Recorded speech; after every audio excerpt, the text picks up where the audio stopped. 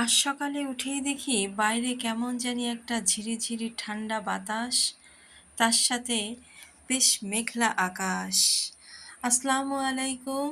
আশা করি সবাই ভালো আছেন। যে যেখান থেকে আমার এই ভিডিওটি দেখছেন সবাইকে আজকের ভিডিওতে স্বাগত। সকালবেলার আবহাওয়াটা দেখে আর লোভ সামলাতে পারলাম না। পুকুর ঘাটে চলে এসে দেখলাম পুকুরে একেবারে কানায় কানায় থই থই পানি।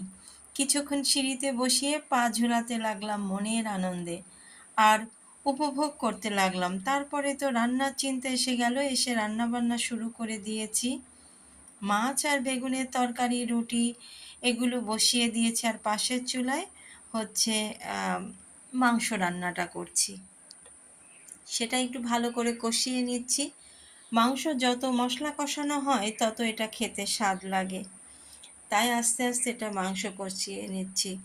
আর মাছের তরকারিটা হয়ে গেলে নামিয়ে জিরের গুঁড়ো ছড়িয়ে দিচ্ছি। আজ অনেক দিন ধরে শুকনো মরিচ আনা হয়েছে। বর্ষার সময় শুকনো মরিচগুলো কেমন যেন ফাঙ্গাস পড়ে গেছে, তার একটা ব্যবস্থা করছি। কিছু শুকনো মরিচ ভেজে নিচ্ছি ভর্তা খাওয়ার জন্য, আর কিছুটা একটা বুদ্ধি করছি, ভাবছি বেটে নেব।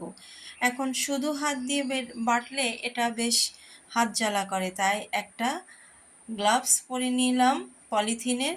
তারপরে মরিচগুলো ভালো করে ধুয়ে নিয়ে এটাকে পরিষ্কার করে শিলপাটায় ফেলে খুব মিহি করে বেটে নিলাম। ব্লেন্ডারে দিলে ভালো হয়, কিন্তু একটু কেমন জানি আঁশ আঁশ মতন থাকে, তাই শিলপাটায় ভালো করে ঘষে নিচ্ছি। এই যে এভাবে ঘষা দিলে মরিচগুলো বেশ ভালো, ফিনিশিংটা ভালো আসে, মরিচের দানা দানাটা থাকে না।